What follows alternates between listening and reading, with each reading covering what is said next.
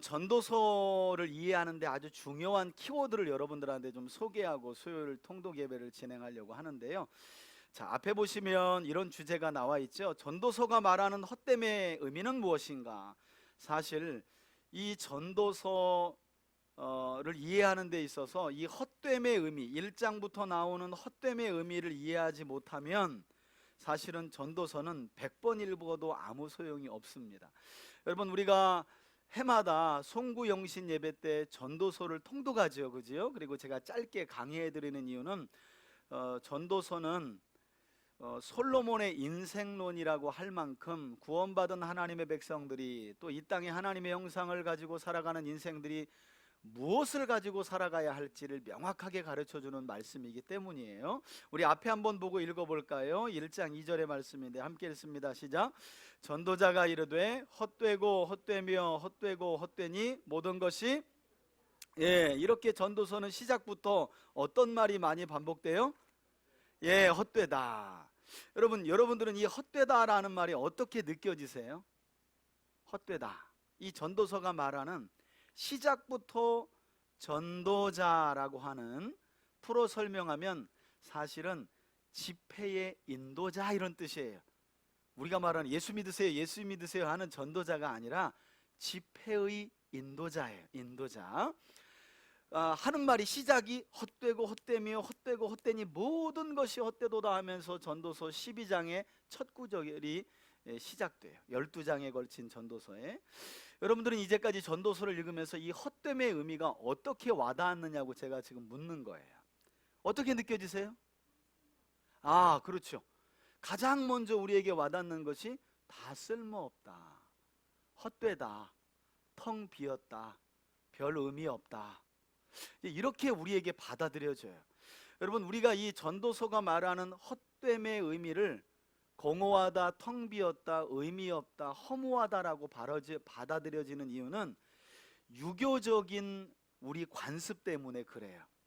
그 관습에서 오는 단어의 의미를 그대로 우리가 받아들여서 성경을 읽고 있는 거예요. 그러다 보니까 전도서를 시작부터 어떻게 인지하고 읽으시냐면, 인생 뭐 별거 있냐, 아무것도 없다, 헛되다, 이걸 이제 일종의 허무주의라고 말해요. 뭐 무슨 의미가 있어? 인생이 아무 의미 없대. 전도서에서 솔로몬이 말하는 거 못 들었어? 헛되고 헛되며 헛되고 헛되니 모든 것이 헛되도다. 인생 보고 헛되대잖아.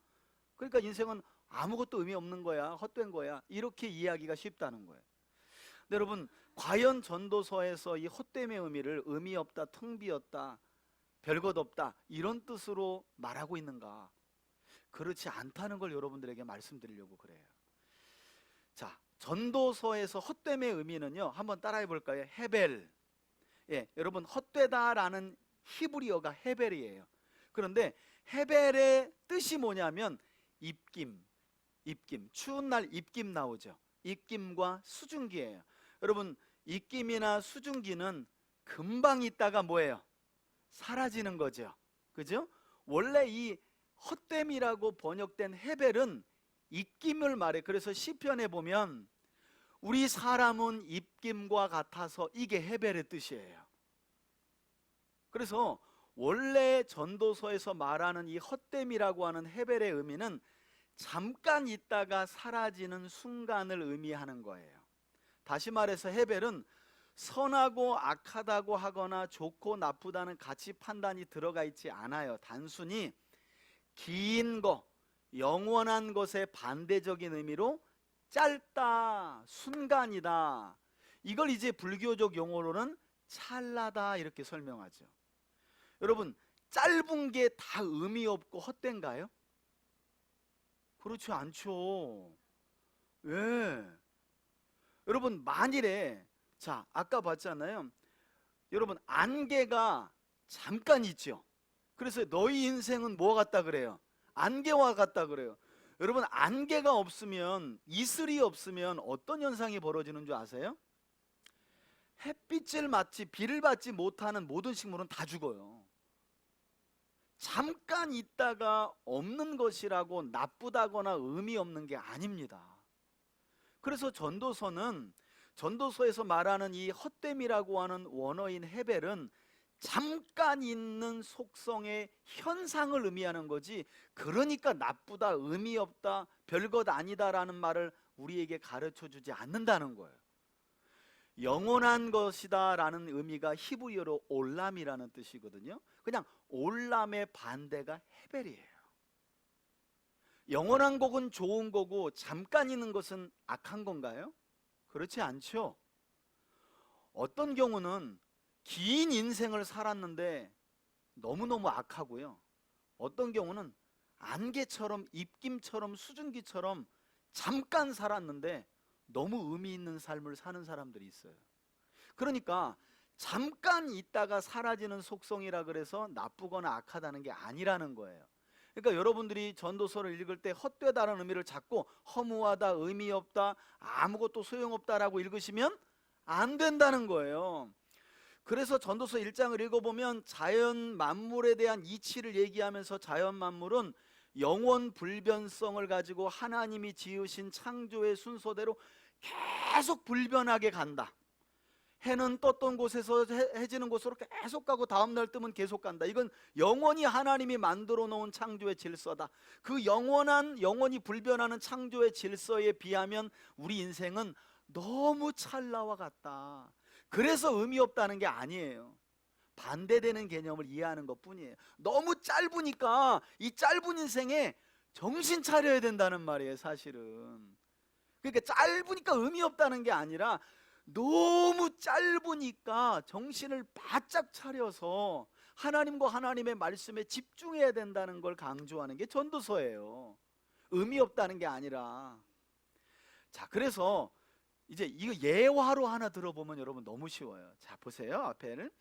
자, 헤벨의 의미는 헛됨의 의미가 아니라 잠깐 있다가 사라지는 순간의 속성으로 이해합니다. 자, 여러분 전도서 9장 한번 펴보세요. 여러분 눈으로 제가 확인을 시켜드려야 여러분들이, 자, 전도서 9장 9절 빨리 한번 찾아봅시다. 우리 통독을 해야 되니까. 자, 전도서 9장 9절, 제가 가진 성경은 957절. 함께 한번 우리 성경을 먼저 읽습니다. 시작.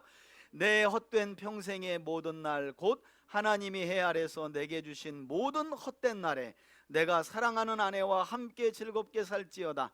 그것이 내가 평생에 해 아래서 수고하고 얻은 데 몫이니라. 여러분, 우리말 성경은 이 헤벨을 잠깐 있다 사라지는 순간이라는 의미보다 헛됨으로 일방적으로 다 번역을 해놔가지고, 여기 보니까 이 구절이 이게 뭔 말이에요?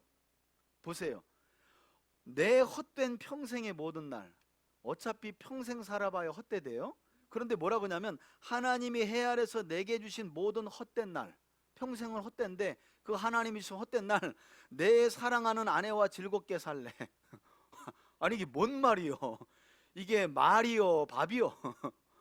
아니 인생이 어차피 허무하고 헛되고 별것 없고 아무것도 없는데 아내하고 즐겁게 살래. 무슨 재미로, 무슨 힘으로? 그러니까 이런 거는 우리말 번역이 조금 아쉬운 거예요. 그냥 헛됨의 의미가 번역이 잘못된 건 아닌데 그 헛됨의 의미를 이해하는 우리가 그 헛됨을 의미 없다, 허무하다 이렇게 이해하기 때문에 이 구절 같은 경우는 대표적으로 이해가 안 가는 거예요. 여러분 여기에다가 잠깐 있다 사라지는 순간이다로 한번 해석해 보면 이 본문이 어떻게 이해되는지 한번 보세요. 제가 해석해 드릴게요. 너의 잠깐 있다 사라지는 그 평생의 모든 날에 하나님이 해 아래서 내게 주신 모든 잠깐 있다 사라지는 내 날에 내 사랑하는 아내와 함께 즐겁게 살아라. 그것이 내 평생의 해 아래서 수고하고 얻은 내 몫이라. 말이 돼야 안 돼요? 되죠. 그래서 전도서 전체는 인생 아무것도 없다, 헛되다, 의미 없다가 아니라 잠깐 있다 사라지는 이 속성을 가졌다. 그러니까 이것도 해보고 저것도 해보고 요것도 해보기에는 인생이 너무 순간이라는 거예요. 여러분 그래서 성경이 있죠. 수많은 사람들이 이것도 해보고 저것도 해보고 요것도 해보고 그것도 해봤대잖아요. 근데 왜 그걸 또 해보려고 그래요? 이제 그게 우리 인생의 딜레마죠. 아니 솔로몬이 아내 1000명을 얻어봤대잖아요. 근데 이쁜 거 하나도 없대잖아요. 술람미 여인 하나 빼고는 다 위장, 환장, 뭐 화장, 변장, 분장, 환장해가지고 이쁜 거 하나도 없대잖아요. 그런데 왜 이렇게 이 여자 저 여자 얻어보려고 그래?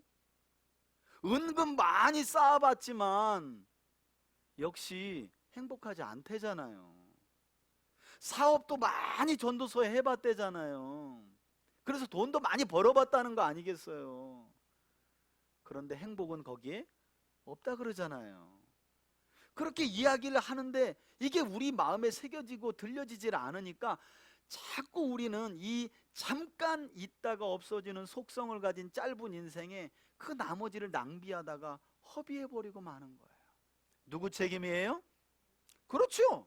그건 전부 다 내 책임인 거예요. 나의 선택에 의한. 누굴 탓하겠어요?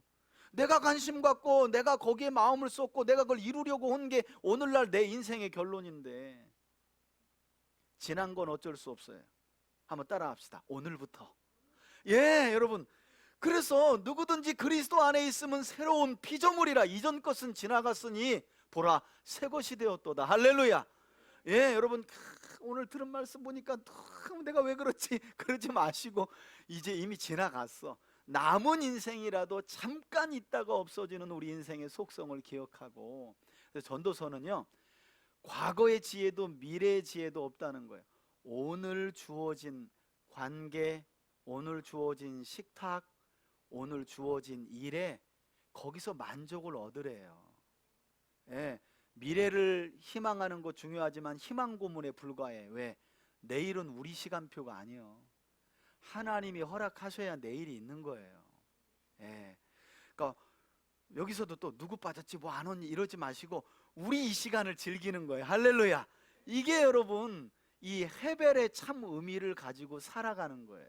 제가 이제 제자 훈련 끝나고 나서 잠언 욥기 전도서의 유기적인 관계를 가지고 잠언하고 욥기하고 전도서를 어떻게 볼지를 여러분들에게 제가 특강을 할 거예요. 이거 이해하고 나면 여러분들이 성경을 이제까지 봤던 거하고 한층 더 업그레이드 되는 것을 여러분들이 체험하시게 될 거예요. 왜냐하면 제가 진짜 그렇게 체험을 했거든요. 아, 이게 하나님의 지혜의 영역이 이렇게 다양하구나. 여기까지 가야 비로소 우리가 해결되지 않는 문제에 대한 답을 하나님께 드리고 따라갈 수 있는 거구나라는 지혜가 이 지혜서에 있거든요. 오늘은 여기까지만 할게요. 예, 이제 전도서를 보실 때 야 전도서 못 봤냐? 인생 별것 없어. 헛되고 다 헛된 거요. 이건 전도서를 잘못 읽은 거예요. 그렇게 잠깐 있다가 없어지는 속성이 우리 인생이니 정신 바짝 차리라는 거예요. 자, 오늘 여기까지 하고요. 우리 여호수아서 5장을 펴놓습니다. 우리 성경 통독하기 전에 함께 한번 앞에 보고 읽겠습니다. 시작. 성경에 의해 변화받지 못한 사람은 오직 성경을 읽지 않은 사람 뿐이다. 자, 하나님의 약속의 성취를, 특별히 아브라함에게 약속하신 땅을 정복하고 그 땅을 정복하여 나누어주는 하나님의 약속의 성취를 보여주는 성경이 바로 여호수아라고 제가 지난 시간에 말씀을 드렸습니다. 특별히 우리는 지금 약속의 땅을 이제 정복하는 내용, 정복하기까지의 과정이 전주였고요. 오늘은 드디어 여호수아가 이제 요단강을 마른 땅으로 지나서 약속의 땅을 정복하는 내용이 5장부터 함께 우리가 살펴볼 겁니다. 특별히 여러분 정복하는 과정을 보면 앞에 나와 있는 것처럼 여기가 지금 이제 갈릴리, 요단강 그리고 사해거든요. 지금 여호수아는 이렇게 요단강을 건너서, 이때는 우기라 요단강이 대략 한 10여 미터 돼요. 폭이 한 15미터, 17미터까지 얘기하는데 건기에는 그냥 무릎만 올리면 건너가요. 근데 우기는 들어가면 익사합니다. 우기는 그런 우기를 하나님이 우기에 홍해를 가르듯이 갈라서 마른 땅을 만들어서 이스라엘 여호수아와 제사장의 언약궤와 이스라엘 백성들을 가나안 땅으로 이제 본격적인 가나안 땅 본지로 들여보내시는 거예요. 그때 전쟁이 어떤 순으로 이루어지냐면 중부 전투가 먼저 끝나고요. 그 다음에 여호수아는 남쪽을 정복한 뒤에 북쪽에 도시국가들의 핵심인 하소랑 야빈을 중심으로 한 이 북쪽에 있는 도시국가를 점령하는 순으로 이어지게 됩니다. 그래서 좀 구체적인 내용을 좀 이렇게 분류하자면 중부전투 8장까지, 남부전투 9장 10장, 북부전투 11장에 나오고요. 정복에 대한 결과가 이제 11장 말미와 12장에 이어지게 됩니다. 그리고 이제 거기에서 하나님이 약속하신 모든 말씀이 다 이루어졌다라는 말씀을 하게 되는 거죠. 자, 그러면 여호수아서 5장을 여러분들이 펴 놓으시고 5장을 우리 5장부터 통독하도록 하겠습니다. 자, 5장입니다. 5장. 요단 서쪽의 아모리 사람의 모든 왕들과 해변의 가나안 사람의 모든 왕들이 여호와께서 요단물을 이스라엘 자손들 앞에서 말리시고 우리를 건너게 하셨음을 듣고 마음이 녹았고 이스라엘 자손들 때문에 정신을 잃었더라. 그때 여호와께서 여호수아에게 이르시되 너는 부싯돌로 칼을 만들어 이스라엘 자손들에게 다시 할 일을 행하라 하시매, 예, 갑자기 가나안 정복을 앞두고 하나님께서 할례를 왜 행하라고 하시는가 한번 생각해 보셔야 되겠죠. 그죠? 할례는 아브라함 때부터 하나님이 하신 명령이었잖아요. 그죠? 여호수아가 부싯돌로 칼을 만들어 할례산에서 이스라엘 자손들에게 할례를 행하니라. 여호수아가 할례를 시행한 까닭은 이것이니 애굽에서 나온 모든 백성 중 남자 곧 모든 군사는 애굽에서 나온 후 광야길에서 죽었는데 그 나온 백성은 다 할례를 받았으나 다만 애굽에서 나온 후 광야길에서 난 자는 할례를 받지 못하였습니다. 출애굽한 2세대들이 광야를 지나면서 40년 동안 할례를 받지 않았기 때문에 가나안 정복 전에 할례 명령을 시킨 거예요. 이스라엘 자손들이 여호와의 음성을 청종하지 아니하므로 여호와께서 그들에게 대하여 맹세하사 그들의 조상들에게 맹세하여 우리에게 주리라고 하신 땅 곧 젖과 꿀이 흐르는 땅을 그들이 보지 못하게 하리라 하시매, 애굽에서 나온 족속 곧 군사들이 다 멸절하기까지 40년 동안을 광야에서 헤매었더니 그들의 대를 잇게 하신 이 자손에게 여호수아가 할례를 행하였으니 길에서는 그들에게 할례를 행하지 못하였으므로 할례 없는 자가 되었음이었더라. 또 그 모든 백성에게 할례 행하기를 마침에 백성이 진중 각 처소에 머물며 낫기를 기다릴 때에 여호와께서 여호수아에게 이르시되 내가 오늘 애굽의 수치를 너희에게서 떠나가게 하였다 하셨으므로 그곳 이름을 오늘까지 길갈이라 하느니라.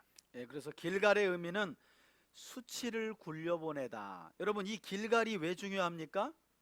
앞서 4장을 보면 요단강을 지날 때 하나님께서 강 한복판에 있는 돌들을 12개를 취해가지고 길갈에다 돌탑을 쌓아놓으라고 한 이 길갈이고요. 앞으로 이 길갈은 역사서를 진행하면서 아주 중요한 장소. 왜냐하면 내가 마른 땅으로 내 백성을 약속의 땅으로 들인 그 여호와의 강하신 손과 구원을 대대로 기억하라고 쌓아놓은 돌탑이 길갈의 돌탑이기 때문에 길갈은 중요한 겁니다. 10절. 또 이스라엘 자손들이 길갈에 진쳤고 그달 14일 저녁에는 여리고 평지에서 유월절을 지켰으며 유월절 이튿날에 그 땅의 소산물을 먹되 그날에 무교병과 볶은 곡식을 먹었더라. 또 그 땅의 소산물을 먹은 다음 날에 만나가 그쳤으니 이스라엘 사람들이 다시는 만나를 얻지 못하였고 그 해에 가나안 땅의 소출을 먹었더라. 가나안 땅, 이제 서쪽 땅. 여러분 여기서 보시면 그래서 하나님이 약속하신 땅은 어디였는지를 알 수 있죠. 자, 요단강 동쪽은 본래 하나님이 약속하신 땅이 아니었어요. 그런데 모세를 통해 정복했을 때 루벤과 갓과 므낫세 반지파에게 하나님이 그냥 덤으로 주신 거예요. 그래서 하나님이 약속하지 않은 땅도 덤으로 주셨는데 약속한 땅을 안 주시겠냐, 의심하지 말아라 라고 모세와 여호수아가 계속 설명을 했죠. 그죠? 그리고 이제 가나안 땅, 약속하신 땅, 서쪽 땅을 딱 밟자마자 유월절을 지켰다는 게 되게 중요해요. 구원의 하나님을 기렸다는 거예요. 이 유월절은 이제 역사서로 진행하면 유월절을 지킨 왕들이 거의 없어요. 여러분 유월절을 안 지켰다는 건 우리로 말하면 광복절을 잃어버렸다는 거예요. 큰일인 거죠. 구원의 하나님을 잃어버렸다는 것과 마찬가지인 거예요. 근데 이때는 이제 첫발 밟고 유월절 지키고, 그리고 여기서 이제 땅의 소산물을 먹되 그랬더니 뭐가 그쳐요? 이때부터 이제 매일같이 6일 동안 내려주셨던 하늘의 만나가 그치는 거예요. 그러니까 여러분, 제가 지난주 일요일날 설명드렸잖아요.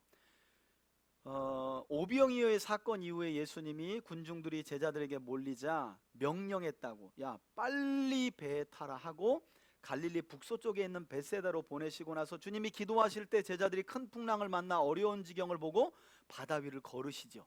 제자들이 너무 놀래가지고 유령이다 그랬잖아요. 그죠? 그걸 보고 제가 뭐라고 설명드렸어요? 평소에 주님은 구름 타고 다니거나 물만 보면 막 뛰어다니면서 위로 걸어 다니지 않았다는 거예요. 그걸 봤다면 제자들이 단번에 예수님을 알아봤을 거예요. 그러나 예수님은 그렇게 안 해요. 항상 배를 타고 다니셨어요. 충분히 무리를, 여러분 무슨 걸어 다녀요 주님이. 구름 타고 다니실 수도 있다니까요. 그런데 그렇게 하지 않으신 거죠. 자, 가나안 땅에 들어가서 왜 만나가 그쳤을까요? 아니, 하나님이 야, 내 능력은 40년이 기한이다. 이제 40년이 차가지고 가나안 땅, 여기서부터는 내가 내 능력을 행할 수가 없어. 그러니 너희들이 씨앗을 심고 소산을 거둬서 먹어야 돼. 이런 걸까요? 아니요. 그럼요. 그럼 생각해 보세요. 이런 것도 생각해 가면서 성경을 읽어야 성경이 풍성해지는 거예요. 왜 그쳤냐는 거예요.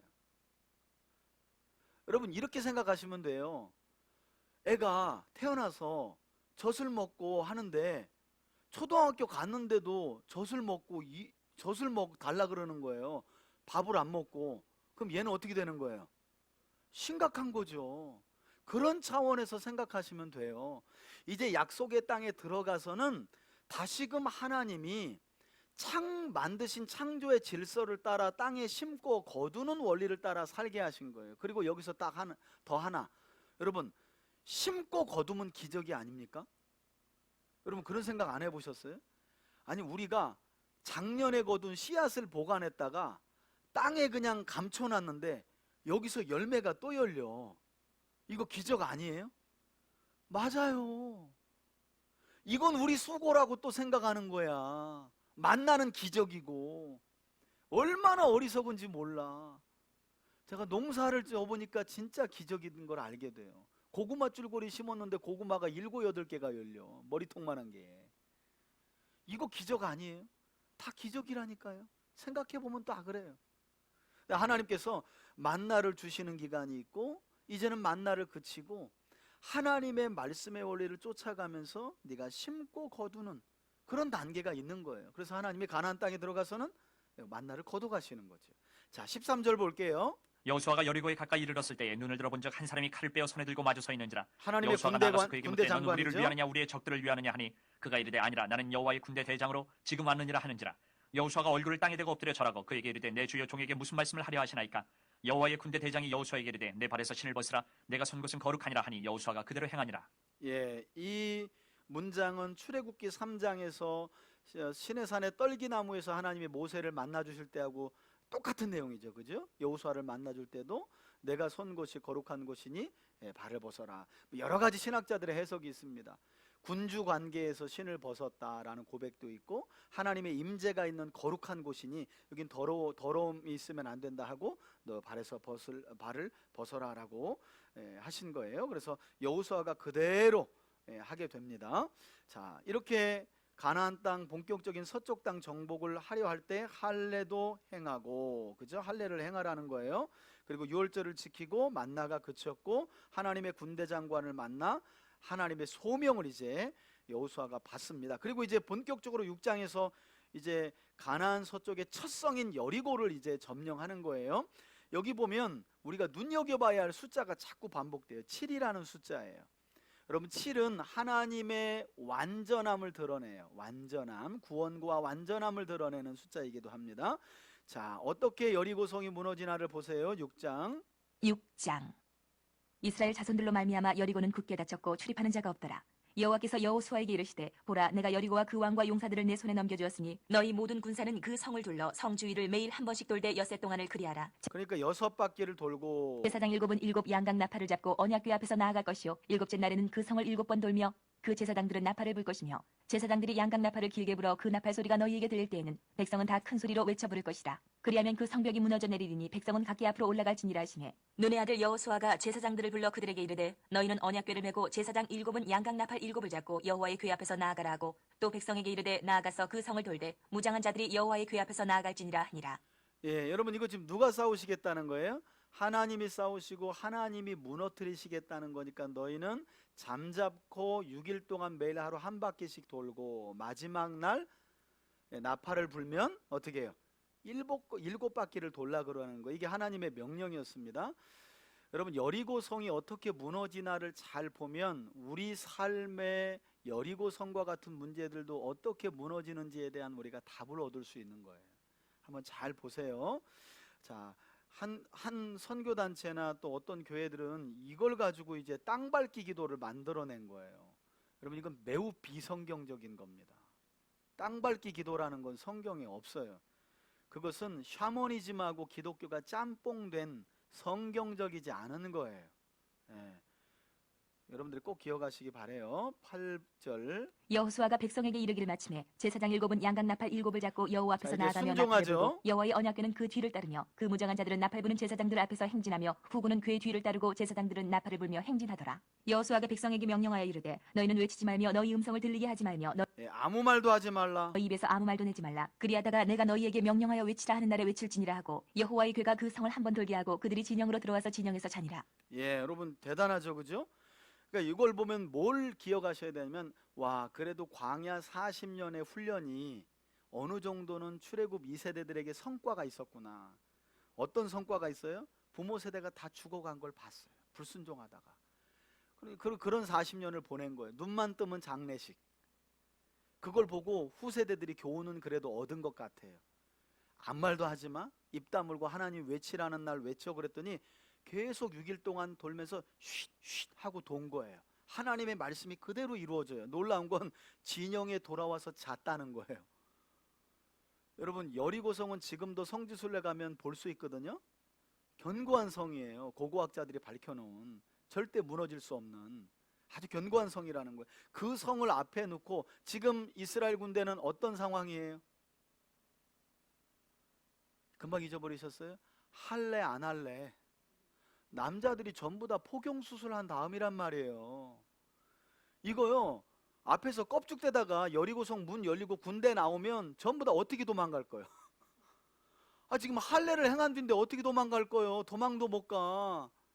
세상 말로 뒤질라고 용 쓰는 거지. 매일 도는 거예요. 그리고 돌아가서 편히 잣되잖아요. 여러분, 하나님의 말씀을 믿으면 이렇게 잠이 오는 거예요. 어떤 문제 때문에 잠이 안 온다?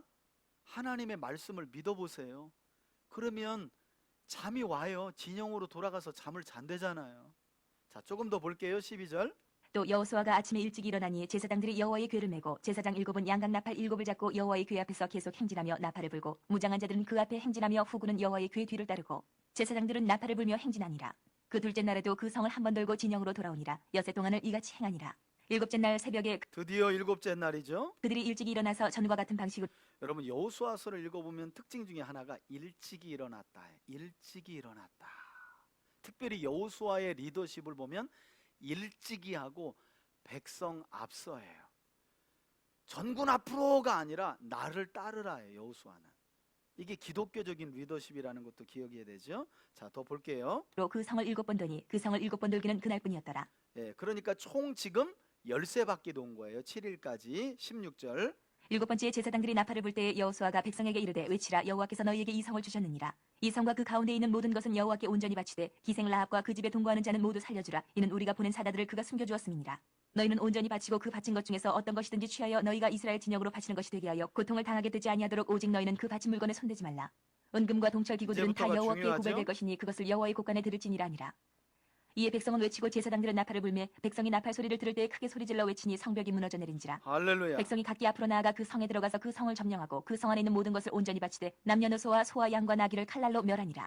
아멘. 여호수아가 그 땅을 정탐한 두 사람에게 이르되 그 기생의 집에 들어가서 너희가 그 여인에게 맹세한 대로 라합을 그와 그에게 속한 모든 것을 살려주죠. 이끌어내라 그의 하매 집과 정탐한 젊은이들이 가족들까지. 들어가서 라합과 그의 부모와 그의 형제와 그에게 속한 모든 것을 이끌어내고 또 그의 친족도 다 이끌어내어 그들을 이스라엘의 진영 밖에 두고 무리가 그 성과 그 가운데 있는 모든 것을 불로 사르고 은금과 동철기구는 여호와의 집 곳간에 두었더라. 여호수아가 기생 라합과 그의 아버지의 가족과 그에게 속한 모든 것을 살렸으므로 그가 오늘까지 이스라엘 중에 거주하였으니 이는 여호수아가 여리고를 정탐하려고 보낸 사자들을 숨겼음이었더라. 여호수아가 그때 맹세하게 하여 이르되 누구든지 일어나서 이 여리고 성을 건축하는 자는 여호와 앞에서 저주를 받을 것이라. 그 기초를 쌓을 때에 그 마다들을 잃을 것이요 그 문을 세울 때에 그의 막내 아들 이르리라 하였더라. 여호와께서 여호수아와 함께 하시니 여호수아의 소문이 그 온 땅에 퍼지니라. 아멘. 아멘. 참 여기서는 할 말이 많아요. 설명을 알아야 여러분들이 이후에 진행되는 내용들을 많이 알 수 있어요. 첫째는 16절에 보니까 여러분 외치라 하니 여호와께서 너희에게 이 성을 주셨다 했어요. 그러자 20절에 보니까 이 백성은 외치고 제사장들은 나팔을 불매 나팔 소리를 들을 때 크게 어떻게 해요? 소리 질렀더니 무너진 거예요. 이걸 또 기도에 접목을 시켜가지고 소리 지르지 않는 기도는 응답이 없다고 또 가르치시는 분들이 있어요. 여러분, 여리고성이 어떻게 무너졌습니까? 소리치지 않았습니까? 기도도 부르짖어야 여리고가 무너지는 줄 믿습니다. 그랬더니 또 아멘 아멘 하고 난리가 났어요.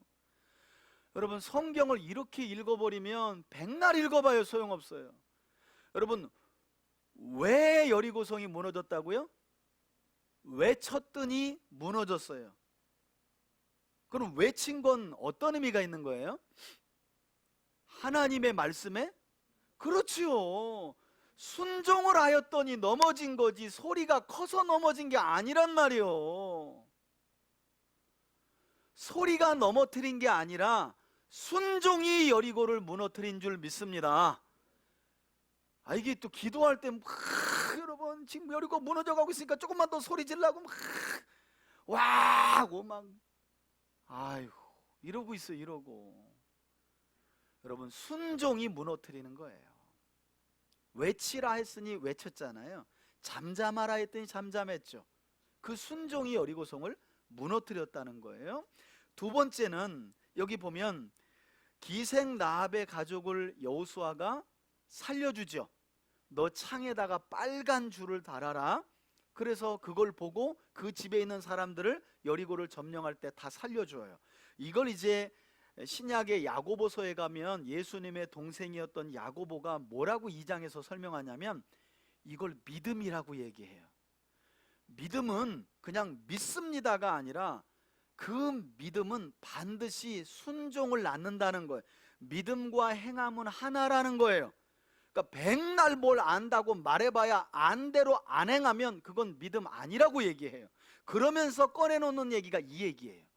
라합은 믿음이 있어서 정탐꾼을 집에 생명 걸고 숨겨주어 그걸 하나님의 그 믿음이 의로 인정되어서 그와 그의 집 모두가 구원받지 않았느냐? 그게 진짜 믿음이다. 이걸 야고보가 이야기한다는 거예요. 그 부분이 또 하나 있고요. 여기 보면 26절에 보니까 여호수아가 여리고를 무너뜨린 다음에 뭘 선포하냐면요, 이렇게 선포해요. 누구든지 일어나서 이 여리고성을 건축하는 자는 여호와 앞에서 뭘 받을 거래요? 저주받을 거라. 기념터로 만든 거예요, 여리고성을. 여기다가는 절대 건축 아무것도 하지 마. 요 터 위에다가는. 왜? 이거는 대대로 하나님이 여리고성, 하나님을 대적하고 하나님의 백성을 대적하는 자들이 어떻게 되는지를 보여주는 기념 박물관을 만들 거니까 여기다가는 아무것도 건축하지 마. 이거 만약에 안 지키면 이거 여기다 건축물을 할 때 처음에 기초 놓을 때 마다들 죽을 거다, 고놈. 그리고 다 건물 짓고 문짝 딸 때 고놈 막내 아들이 죽을 거야. 여호수아가 그렇게 딱 선포해요. 여러분, 이 뒤로 여리고 성터 위에는 아무런 건축물이 올라가지 않습니다. 여호수아 이 선포 이후에 여기에는 건축물이 안 올라가요. 그러다가 이스라엘의 분열 이후에 이 여리고 성 위에다가 건축물을 짓겠다는 배짱 좋은 놈이 나타나. 그거 한번 확인해 봐야 되겠죠. 어떻게 되는지. 그거 말씀대로 뒤지는지 안 뒤지는지 우리가 봐야 되겠죠. 그래야 우리 속이 시원하잖아요. 우리 성경을 한번 가봅시다. 열왕기상 여러분 16장으로 한번 가봐요. 열왕기상 16장. 열왕기상 16장. 성경은 이래서 재밌는 거요. 여러분, 성경은 빈말이 없어요. 열왕기상 16장 29절을 보시면 이때는 이제 북이스라엘의 오므리 왕조 오므리의 아들 아합이 다스리고 있었는데요. 16장 30절을 보시면 이때가 어떤 시대였느냐? 오므리의 아들 아합이 그의 이전 모든 사람보다 여호와 보시기에 진동으로 해주세요. 네, 더욱 악을 행하여. 자, 모든 사람보다 여호와 보시기에 더욱 악을 행하여 여로보암의 죄를 31절에 따랐다. 그러니까 여러분, 지금 열왕기상 16장은요 오므리 왕조 아합이라고 하는 북이스라엘의 왕이 다스렸는데 역대에 이런 나쁜 놈이 없어요. 이렇게 악한 왕이 없었어요. 그러다 보니까 어떤 일도 있게 되느냐? 자, 34절 한번 읽어볼게요. 시작. 그 시대에 베델 사람 누가? 히엘은, 여러분 이름은 또 잘 지었어. 히엘은 하나님은 살아계신다라는 의미를 가진 사람이었어요. 이름은 그래. 그런데 그 히엘이 뭘 했대요? 여리고를 건축하였는데 그 터를 쌓을 때에 누가 죽고요? 맏아들 아비람이 죽었고 그 성문을 세울 때에 막내 아들 누가 죽어요? 수굽을 잃었으니 여호와께서 눈의 아들 여호수아를 통하여 하신 말씀같이 어떻게 되었더라. 자, 그러면 우리 이것도 봐야 돼요. 여러분 이대로 진짜 이 히엘이라는 작자가 여호수아의 말을 무시하고, 그러니까 이때는 대략 한 250년에다가 약 한 650년이 흐른 거거든요. 한 700년 가까이 흐른 거거든요. 그때에 아무도 누군가 말렸겠죠. 이 여리고터는 그 옛날 우리 조상 여호수아가 이 땅을 정복할 때 기념터로 만들어 놓도록 하기 위해서 여기다가 아무런 건축물도 하지 말라 그랬다. 여기다가 기초 놓을 때 마다들 죽고 성문 달 때 막내 죽는다고 얘기했다. 그게 지켜졌던 거예요. 그런데 오므리 왕조 아합 때는 이 간이 배 밖으로 나왔어요. 여호와가 뭔데? 무슨 하나님이 어디 있다고? 그래서 히엘이라는 자가 여기다 건축물을 세운 거예요. 근데 놀랍게도 여호수아의 말처럼 건축물 기초를 놓을 때 마다들이 죽고 문짝을 달 때, 여러분 이것도 너무 웃기잖아요. 기초를 놓을 때 마다들이 죽었으면 무서워해야 되죠. 어이구, 하나님 말씀이 650년 지났는데도 이루어지네 하고 겁먹어야 되는데 겁대가리 상실이에요. 이거 뭐 건축하다가 우연히 그러다가 성문까지 달았는데 막내 아들이 죽어. 그러면 정신 차려야 되잖아요. 그런데 우연히, 여러분 하나님의 말씀을 가볍게 여기면 이런 일이 발생하는 거예요. 그리고 이 일이 있게 되면 아합 왕이 눈치를 채야 되잖아요. 어휴, 야 이거 하나님의 말씀이 살아있구나, 650년이 지나도 그대로 이루어지는구나 하는데 아합은 여기에 요지부동합니다. 움직이지 않아요. 그래서 하나님이 3년 반 동안 비를 내리지 않는 끔찍한 기근을 그 시대에 내리시고 가장 능력 있다고 하는 엘리야를 보내셨던 이유가 바로 그런 이유예요. 여러분 성경은 이렇게 유기적으로 연관이 돼요. 이 내용을 가지고 기억하고 있어야 그 내용이 알아요. 근데 이제 문제는 뭐냐면 우리가 성경을 너무 더디게 읽을 뿐만 아니라 우리의 기억력에 한계가 있어가지고 여기 읽다가, 여러분 요거를 누가 열왕기상 읽을 때까지 누가 기억하겠어요? 그죠? 여기까지 그리고 오지도 않아. 뭐 창세기 읽고 출애굽기 읽다가 레위기 읽다 더럽게 재미없어가지고 송구영신 때 회개하고 또 신년 예배 때 작정하고 또 읽는 거지. 그죠? 그래서 10월이나 11월 달에 월요일부터 금요일까지 성경 통독 우리가 강좌를 하는, 성경 통독 집회를 하는 이유가 그런 거죠. 지금도 보면 여러분 벌써 창세기 거 다 잊어버리셨죠? 그죠? 그때는 한 주간에 이거를 통으로 빨리 보기 때문에 기억이 막 생생해요. 생생해. 기대하세요? 예, 그때를 또 기대하세요. 예, 이런 걸 이렇게 통합적으로 읽어야 성경이 너무너무 즐겁고 재밌고 약속의 말씀대로 살고 싶은 마음이 막 드는 거예요. 여러분들 표정을 보니까 다 그런 것 같아. 그럼 더 이상은 잔소리하지 않고 7장으로 넘어갑니다. 성경이 여러분 너무너무 놀랍죠, 그죠? 예, 하나님의 말씀은 한마디도 땅에 떨어짐이 없어요. 650년이 지났는데도. 650년이 뭐예요? 메시아에 대한 약속이 수천 년 지났는데 이루어지고 그분의 말씀이 지금도 성취되고 있잖아요. 자, 7장으로 가봅시다. 7장은 이제 여호수아가 점령한 이 땅에서, 그걸 설명 안 했군요. 6장 후반에 보면 여리고성 점령할 때 온전히 바쳐진 거 이거 여리고성의 여리고성의 모든 물품들은 하나님께 온전히 바쳐진 것이니 손대지 말아라. 여러분 이것도 한번 우리가 확인해 보고 가야 돼요.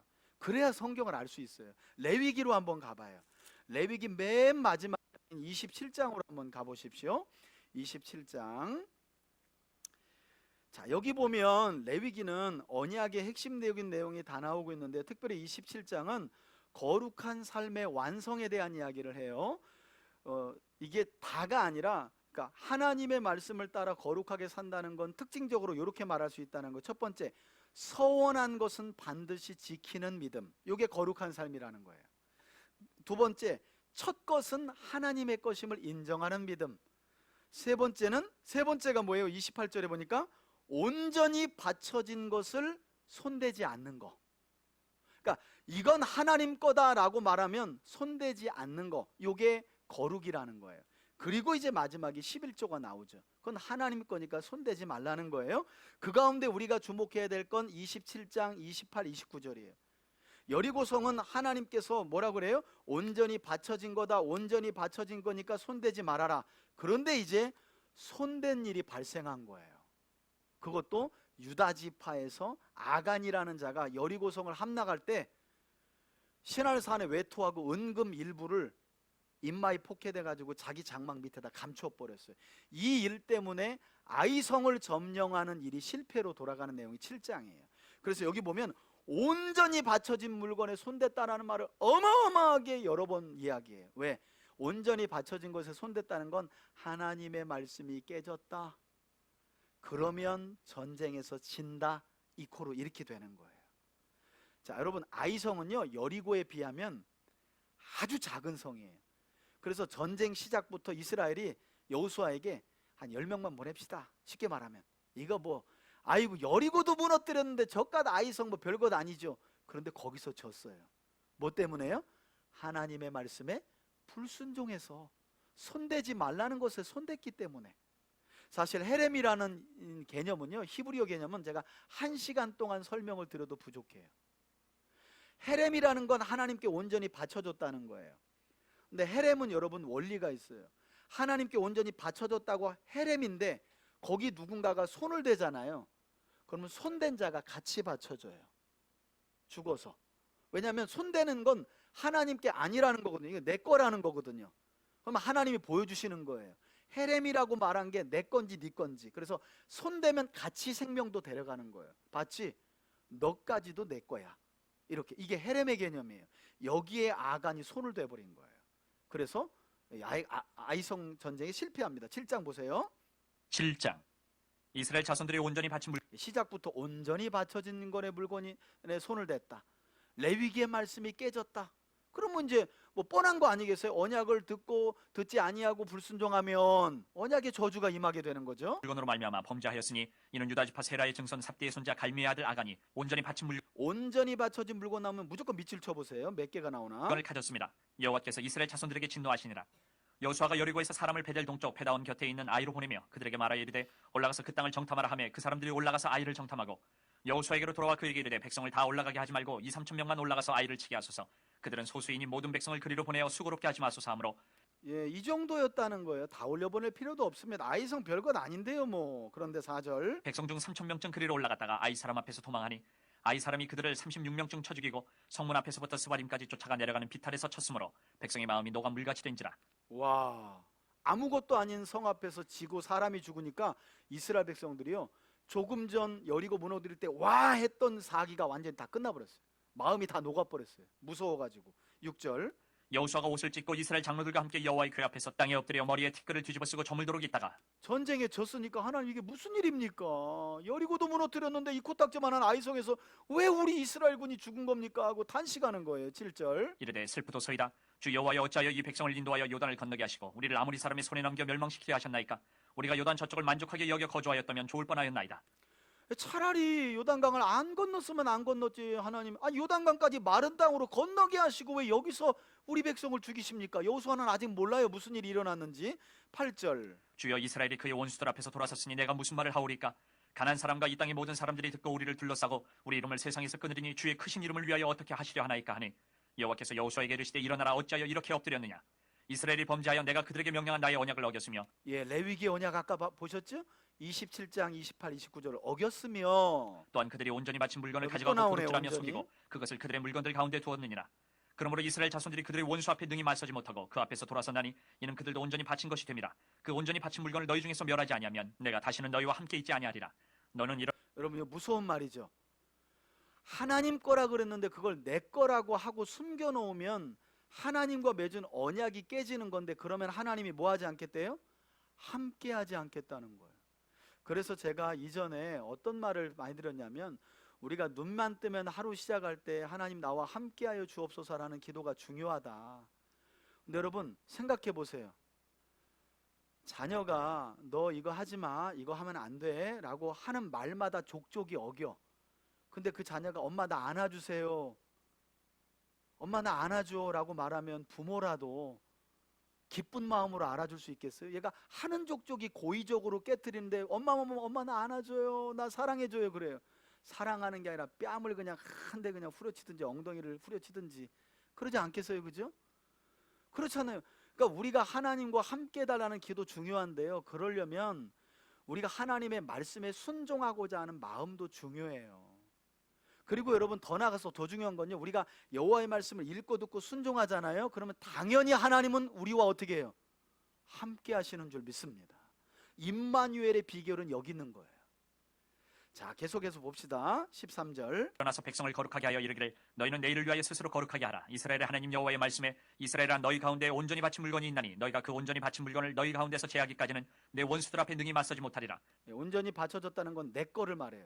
여호와 건데 왜 네 거라고 너희들이 감춰? 너희는 아침에 너희의 지파대로 가까이 나오라. 여호와께 뽑히는 이제 제비 뽑기를 하죠. 범인 잡으려고. 그 지파는 그 족속대로 가까이 나올 것이요 여호와께 뽑히는 족속은 그 가족대로 가까이 나올 것이요 여호와께 뽑히는 그 가족은 그 남자들이 가까이 나올 것이며 온전히 바친 물건을 가진 자로 뽑힌 자를 불사르되 그와 그의 모든 소유를 그리하라. 이는 여호와의 언약을 어기고 이스라엘 가운데서 망령된 일을 행하였음이라 하셨다 하라. 예, 무섭게 처벌하죠. 여러분 여기에 화형이 처음 나오죠, 그죠? 예, 불사질러 죽여라. 일벌백계 하는 거예요. 왜냐하면 이제 새로운 시대가 열렸는데 하나님을 언약을 깨트리는 일이 발생했으니 하나님이 일벌백계로 화형을 시켜버려요. 여러분 이런 일이 신약에도 또 한 번 일어납니다. 사도행전 5장을 보면 아나니아와 삽비라가 밭을 팔고 성도들을 돕겠다고 했지만 일부를 감추고 다 드렸다고 성령을 속였고 베드로의 말에 의하면 하나님을 속였어요. 그래서 그 자리에서 부부가 죽죠. 그것도 요 사건과 똑같은 거예요. 새로운 시대가 열렸는데 하나님의 언약을 깨트렸기 때문에 망령된 일을 하여 거룩을 깨트렸기 때문에 하나님께서 일벌백계 하시는 거예요. 16절 이 여호수아가 아침 일찍 일어나서 이스라엘을 그의 지파대로 가까이 나오게 하였더니 유다 지파가 실행합니다. 뽑혔고 유다 족속을 가까이 나오게 하였더니 세라 족속이 뽑혔고 세라 족속의 각 남자를 가까이 나오게 하였더니 삽디가 뽑혔고 삽디의 가족 각 남자를 가까이 나오게 하였더니 유다 지파 세라의 증손이요 삽디의 손자여 갈미의 아들인 아간이 뽑혔더라. 그러므로 여호수아가 아간에게 이르되 내 아들아 청하노니 이스라엘의 하나님 여호와께 영광을 돌려 그 앞에 자복하고 내가 행한 일을 내게 알게 하라. 그 일을 내게 숨기지 말라 하니 아간이 여호수아에게 대답하여 이르되 참으로 나는 이스라엘의 하나님 여호와께 범죄하여 이러이러하게 행하였나이다. 내가 노력한 물건 중에 시날산의 아름다운 외투 한 벌과 은 200세겔과 그 무게가 50세겔 되는 금덩이 하나를 보고 탐내어 가졌나이다. 보소서 이제 그 물건들을 내 장막 가운데 땅속에 감추었는데 은은 그 밑에 있나이다 하더라. 여러분 여기 보시면 죄가 어떻게 발생되는지 창세기 3장과 매우 비슷해요. 보았다, 탐냈다, 훔쳤다. 그러니까 여러분 그 함부로 보러 다니지 마세요. 그 귀금속 있고 백화점 있는데 자꾸 돌아다니면서 보면 그거 갖고 싶고 갖기 위해서 온갖 짓을 다 벌이는 거예요. 예. 자, 그 다음에 이 여호수아가 사자들을 보내매 그의 장막에 달려가 본즉 물건이 그의 장막 안에 감추어져 있는데 은은 그 밑에 있는지라. 그들이 그것을 찾은 장막 가운데서 거죠. 취하여 여호수아와 이스라엘 모든 자손에게 가지고 오매 그들이 그것을 여호와 앞에 쏟아놓으니라. 여호수아가 이스라엘 모든 사람과 더불어 세라의 아들 아간을 잡고 그 은과 그 외투와 그 금덩이와 그의 아들들과 그의 딸들과 그의 소들과 그의 나귀들과 그의 양들과 그의 장막과 그에게 속한 모든 것을 이끌고 아골 골짜기로 가서 여호수아가 이르되 내가 어찌하여 우리를 괴롭게 하였느냐. 여호와께서 오늘 너를 괴롭게 하시리라 하니 온 이스라엘이 그를 돌로 치고 물건들도 돌로 치고 불사르고 그 위에 돌무더기를 크게 쌓았더니 오늘까지 있더라. 여호와께서 그의 맹렬한 진노를 그치시니 그러므로 그곳 이름을 오늘까지 아골 골짜기라 부르더라. 아멘. 왜 아골 골짜기라고 불러요? 괴로움의 골짜기라는 이름을 지어가지고 대대로 이것도 전해지도록 하기 위해서 하나님의 언약을 깨트려 망령되이 행함으로 거룩을 깨트렸을 때 그와 그의 집이 어떻게 되는지를 대대로 가르치기 위해서 괴로움의 골짜기라는 이름을 지어서 대대로. 예. 그러니까 여러분 우리가 아이고 뭐 다들 그렇게 사는데라는 말을 늘 조심해야 돼요. 예. 하나님의 말씀을 하나라도 불순종하는 것에 대해서 우리가 좀 깊이 인식하고요. 아이고 뭐 다들 그렇게 사는데 여러분 그렇게 생각하시면 안 돼요. 하나님 거룩하신 하나님이 우리와 함께 하시는 데에는 우리가 작은 말씀이라도 하나님의 말씀을 쫓아 사는 것과 하나님이 함께 하시면 병행하기 때문이에요. 자, 8장 이제 그랬더니 아이성 전투에서 이겨요. 8장 여호와께서 여호수아에게 이르시되 두려워하지 말라 놀라지 말라 군사를 다 거느리고 일어나 아이로 올라가라. 보라 내가 아이 왕과 그의 백성과 그의 성읍과 그의 땅을 다 내 손에 넘겨주었으니 너는 여리고와 그 왕에게 행한 것 같이 아이와 그 왕에게 행하되 오직 거기서 탈취할 물건과 가축은 스스로 가지라. 너는 아이 성 뒤에 복병을 둘지니라 하시니 이에 여호수아가 일어나서 군사와 함께 아이로 올라가려 하여 용사 3만 명을 뽑아 밤에 보내며 그들에게 명령하여 이르되 너희는 성읍 뒤로 가서 성읍을 향하여 매복하되 그 성읍에서 너무 멀리하지 말고 다 스스로 준비하라. 나와 나를 따르는 모든 백성은 다 성읍으로 가까이 가리니 그들이 처음과 같이 우리에게로 차 올라올 것이라. 그리할 때에 우리가 그들 앞에서 도망하면 그들이 나와서 우리를 추격하며 이르기를 그들이 처음과 같이 우리 앞에서 도망한다 하고 우리의 유인을 받아 그 성읍에서 멀리 떠날 것이라. 우리가 그들 앞에서 도망하거든 너희는 매복한 곳에서 일어나 그 성읍을 점령하라. 너희 하나님 여호와께서 그 성읍을 너희 손에 주시리라. 너희가 그 성읍을 취하거든 그것을 불살라 여호와의 말씀대로 행하라. 보라, 내가 너희에게 명령하였느니라 하고 그들을 보내매 그들이 매복할 곳으로 가서 아이 서쪽 베델과 아이 사이에 매복하였고 여호수아는 그 밤에 백성 가운데서 잤더라. 예, 여기서도 보면 잤더라. 근데 여러분 한 가지 여기서 이제 우리가 성경을 보면 이제 재밌는 게 뭐냐면 이제 저 같으면 아이성을 점령할 때 여리고성을 점령한 경험이 있잖아요. 그러면 기도 안 할 것 같아. 그죠? 당연히 이제 아간이 죽고 죄가 해결되었으니 야 묻지 마. 그리고 나만 따라와 하고 또 6바퀴 돌고 7째 날 소리 지르고 여러분 요게 우리가 벌일 수 있는 실수예요. 여러분 하나님이 인도하셔도 아이성 점령은 어떤 작전을 쓰세요? 매복을 쓰네요. 매복을. 그러니까 어떤 때에는 6바퀴 돌고 7째 날은 7바퀴 돌고 외쳐라 라고도 하시고 어떤 날은 야 앞뒤에 매복을 해가지고 전쟁에 싸워라 그러신다는 거예요. 그러니까 여러분 기도 한 번 한 것 가지고 우리가 조심해야 될 게 뭐냐면 그거 내가 한두 번 겪은 일 아니야. 그때 기도할 때도 하나님 이렇게 인도하셨는데 이거 이번에도 그러면 실패할 수 있다는 거예요. 그래서 항상 똑같은 문제라도 하나님께 먼저 여쭙는 거예요. 하나님 이런 문제가 또 생겼는데 이번 문제는 제가 어떻게 해결을 할까요? 하나님 지혜를 주세요.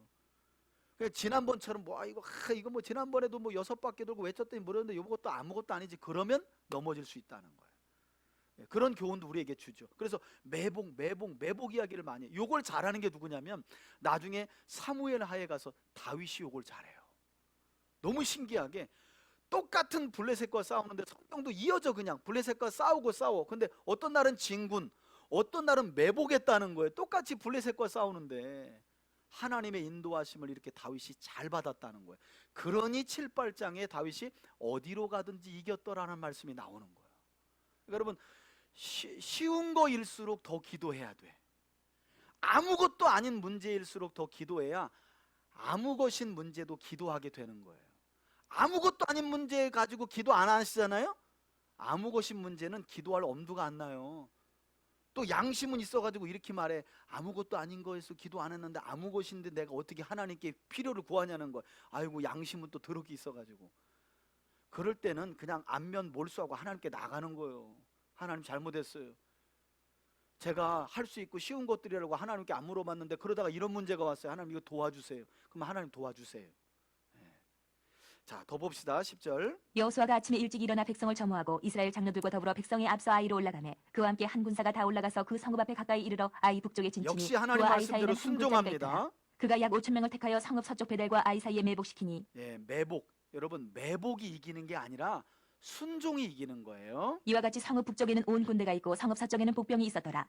여호수아가 그 밤에 골짜기 가운데로 들어가니 아이 왕이 이를 보고 그 성읍 백성과 함께 일찍 일어나 급히 나가 아리바 앞에 이르러 정한 때에 이스라엘과 싸우려 하나 성읍 뒤에 복병이 있는 줄은 알지 못하였더라. 여호수아와 온 이스라엘이 그들 앞에서 거짓으로 패한 척하여 광야 길로 도망하며 그 성읍에 있는 모든 백성이 그들을 추격하려고 모여 여호수아를 추격하며 유인함을 받아 아이 성읍을 멀리 떠나니 아이와 베델에 이스라엘을 따라가지 아니한 자가 하나도 없으며 성문을 열어놓고 이스라엘을 추격하였더라.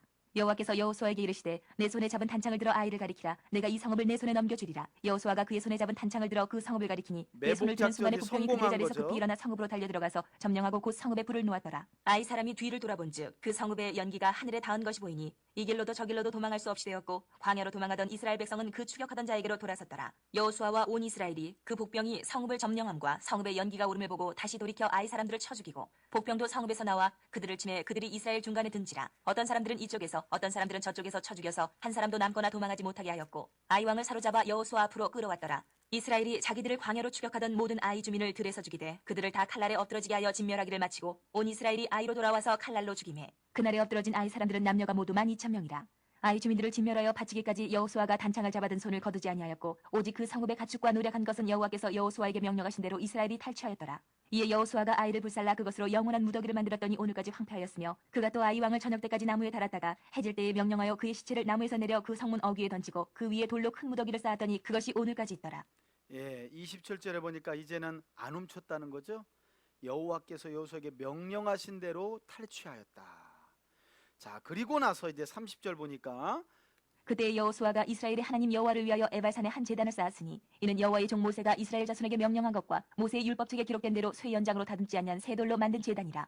우리가 여호와께 번제물과 화목제물을 그 위에 드렸으며 여호수아가 거기서 모세가 기록한 율법을 이스라엘 자손의 목전에서 그 돌에 기록하매 예, 어디에 기록했냐면 그 옆에다 써보세요. 신명기 27장 그거예요. 그 내용을 지금 그대로 기록한 겁니다. 27장 12절 13절. 온 이스라엘과 그 장로들과 관리들과 재판장들과 본토인뿐 아니라 이방인까지 여호와의 언약궤를 맨 레위 사람 제사장들 앞에서 궤의 좌우에 서되 절반은 그리심 산 앞에 절반은 에발 산 앞에 섰으니 이는 전에 여호와의 종 모세가 이스라엘 백성에게 축복하라고 명령한 대로 함이라.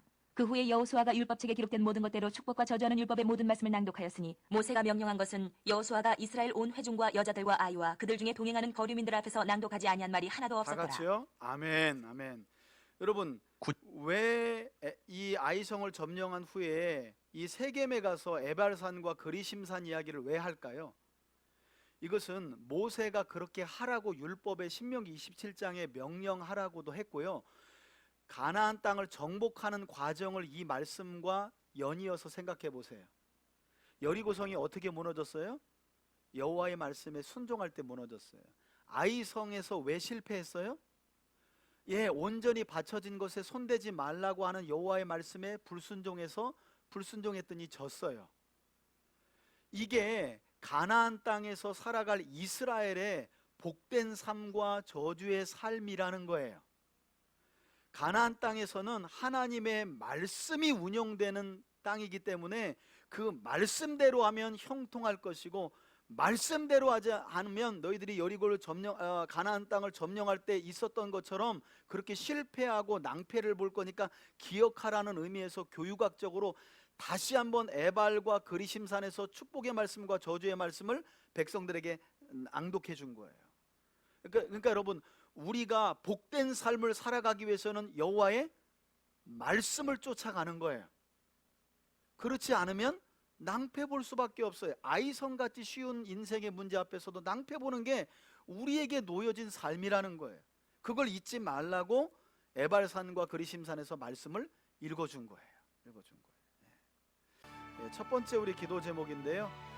하나님은 7이라는 숫자를 강조하시면서 여리고성의 함락은 전적인 하나님의 주권과 그에 대한 이스라엘의 순종에 달려있다고 우리에게 가르쳐주고 계십니다. 우리 시간 기도할 때 하나님, 영적 전쟁에서의 승리의 비결은 전적인 하나님의 주권을 믿고 하나님의 말씀에 온전히 순종하는 것인 줄 믿습니다. 이 시간 우리 삶에 불순종하는 모습들로부터 돌이켜 순종의 삶을 살게 해드리려고, 방법이 부족하거나 누가 돕지 않아서거나 무기가 부족해서가 아니라 결국 그리스도인들의 인생의 승패는 하나님의 말씀을 온전히 지키느냐 지키지 않느냐, 여기에 있었구나. 내 인생의 문제 이거 왜 이렇게 해결 안 되나 했는데 내가 방법이나 지혜가 부족했던 것이 아니라 하나님의 말씀을 쫓아가는 삶이 부족했구나. 혹시 불순종하는 우리 삶의 모습이 있다면 그것으로부터 돌이키고 회개하고 하나님의 주권과 말씀에 온전히 순종하는 삶을 살겠습니다 하는 믿음으로 우리 다 같이 한번 우리 주여 한번 부르면서 기도하도록 하겠습니다. 주여.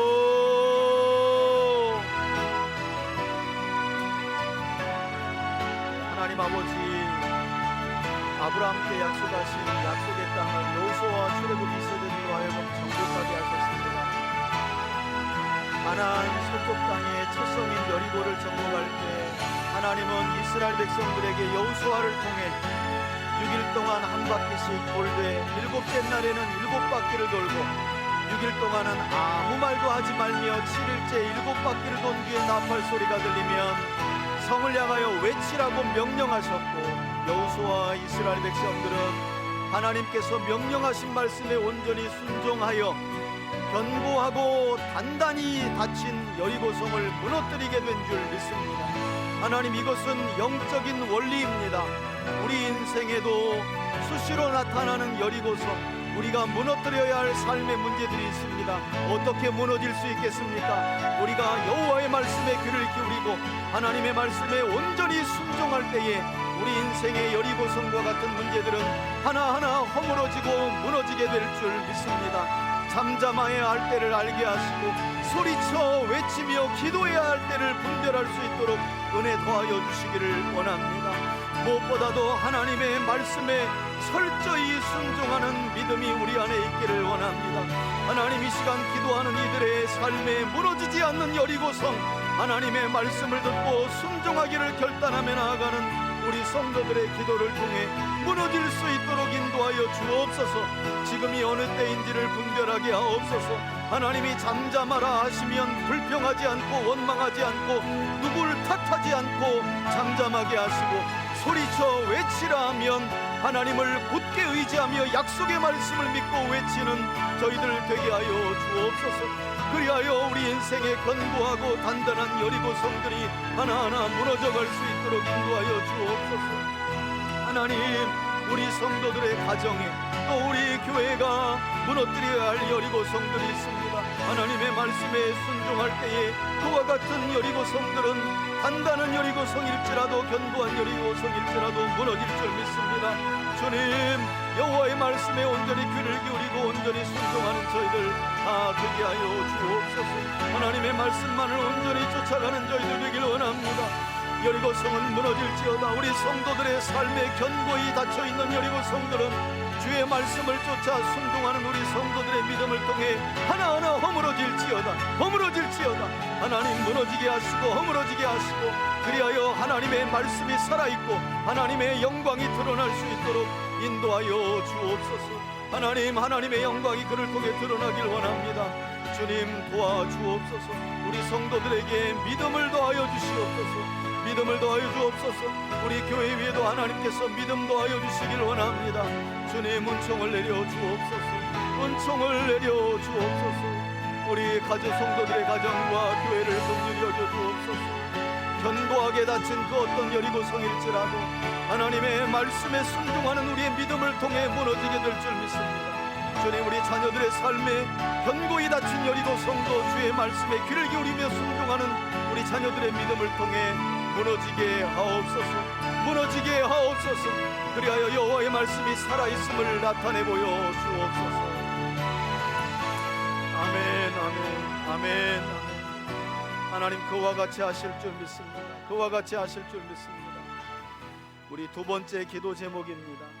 아간은 하나님께 온전히 바쳐진 물건을 훔쳐 범죄함으로 거룩을 깨뜨렸고 성경은 망령되이 행했다라고 말합니다.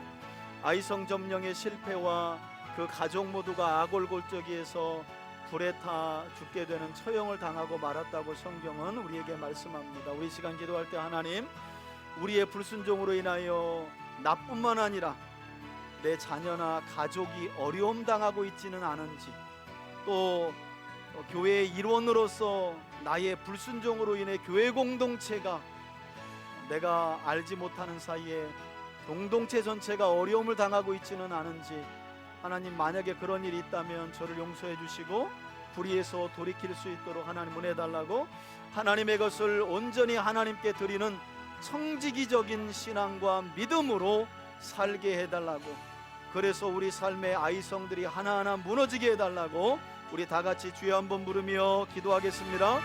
주여, 살아계신 아버지 하나님, 여리고성에 비해 작고 작은 아이성 점령에 왜 이스라엘이 실패하였습니까? 그것은 그들이 여리고성이 여호와께 온전히 바쳐진 것임을 알면서도 불구하고 유다지파 아간이 하나님께 속해 있는, 하나님께 온전히 바쳐진 물건에 손을 댔기 때문에 하나님의 언약을 깨뜨렸고 망령되이 행하여 거룩을 깨뜨렸기 때문이었다고 성경은 말씀합니다. 우리 삶에 하나님의 말씀을 깨뜨려 망령되이 행한 죄악들은 무엇입니까?